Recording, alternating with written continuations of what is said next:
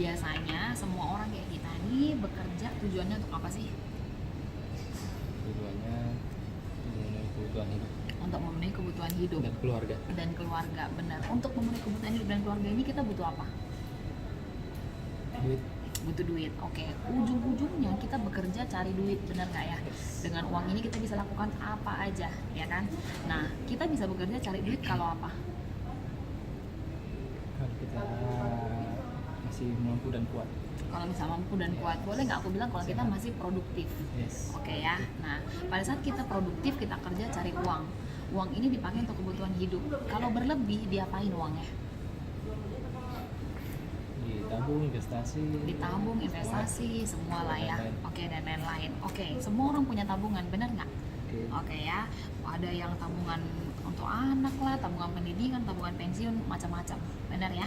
Oke. Di luar dari tabungan, biasanya kalau udah tabungan gede, biasanya orang main deposito. Kalau orang yang sukanya yang aman-aman, benar nggak? Ada orang yang main aman lagi, orang beli emas, benar nggak, Am? Oke. Main reksadana nggak? Ya, dulu pernah. Dulu pernah ya, zaman sekarang mah ini hits banget, bener gak sih? Rata-rata orang, oh gimana sih sama saham, orang belajar, dan banyak banget sekarang wadahnya gitu ya. Terus kalau investasi yang lain mungkin dalam bentuk properti, apartemen, rumah, ruko gitu ya, Am. Punya nggak?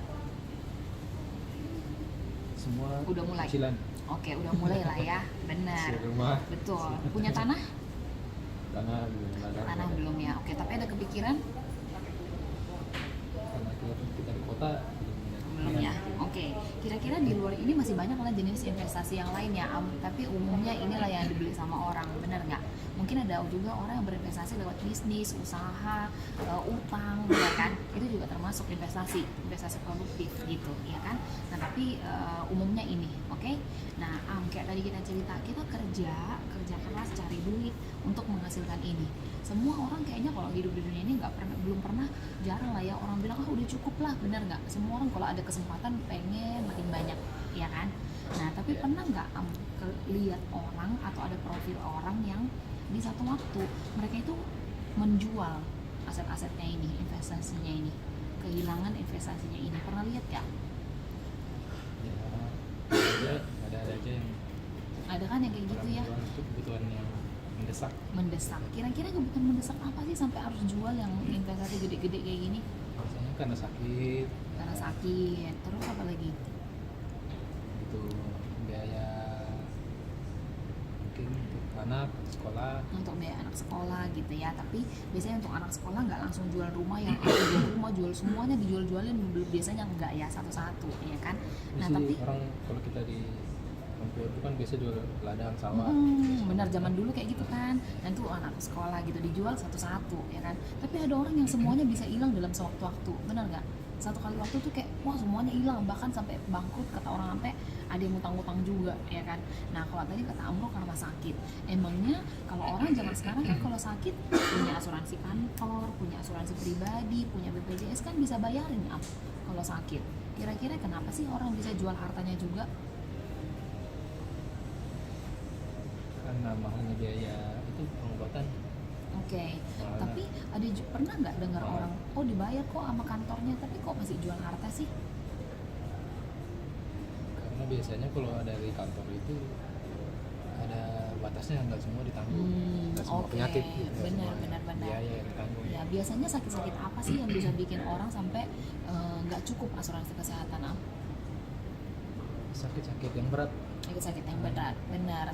Nah, kalau kita bilang itu, tadi kan kita bisa ngasilin ini kalau kita produktif, benar kan? Tapi ada kondisi yang bikin kita nggak produktif. Contohnya kayak yang Amro bilang tadi, sakit-sakit yang berat. Biasanya itu kayak kanker, jantung, gagal ginjal, stroke, kayak gitu ya, Am. Yang dia bikin kita jadinya tidak produktif, akhirnya tidak bekerja, dan ini bisa habis gitu.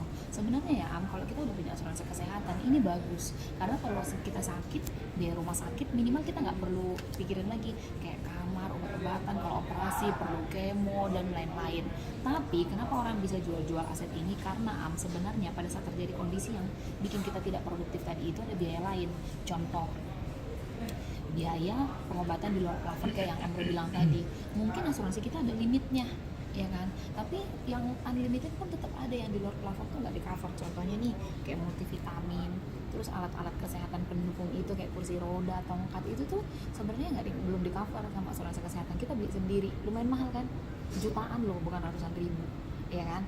Nah Iya. belum lagi misalnya kita berobat ke tradisional, Simse, ada bilang oh coba ini massage apa segala macam. Zaman sekarang banyak banget lagi MLM nawarin pengobatan. MLM mahal Iya. atau murah? Jutaan kan. Nah Itu kepake obat-obat lagi. herbal itu mahal tuh. Betul, obat-obat herbal kayak itu mahal Satu kan. jutaan. Betul, ada yang sampai puluhan juta lagi malah. Nah itu kan pakai duit sendiri, nggak di cover kan sama ini.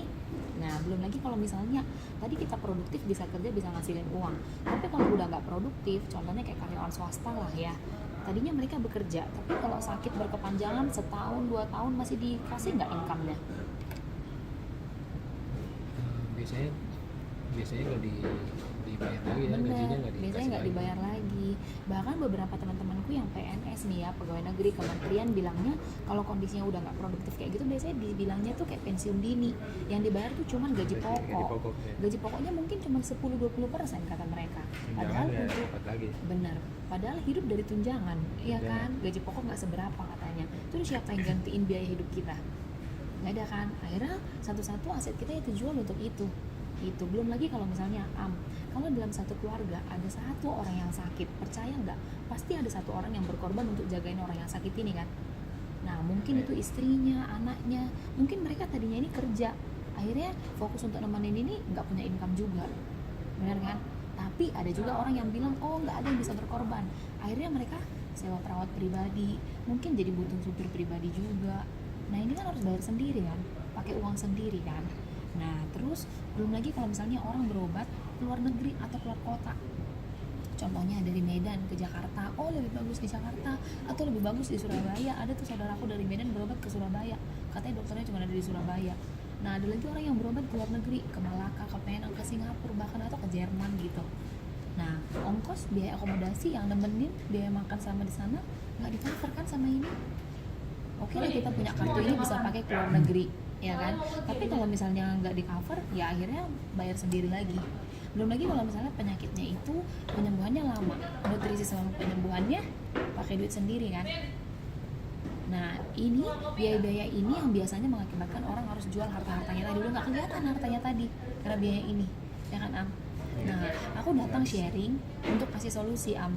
Jadi one time terjadi resiko yang tidak produktif tadi, aku mau apply ke Amro, aku mau jadi satpam, jadi security, jadi karyawan sama Amro.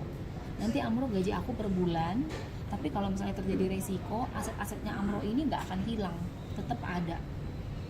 Aku ganti senilai asetnya atau senilai asetnya Amro.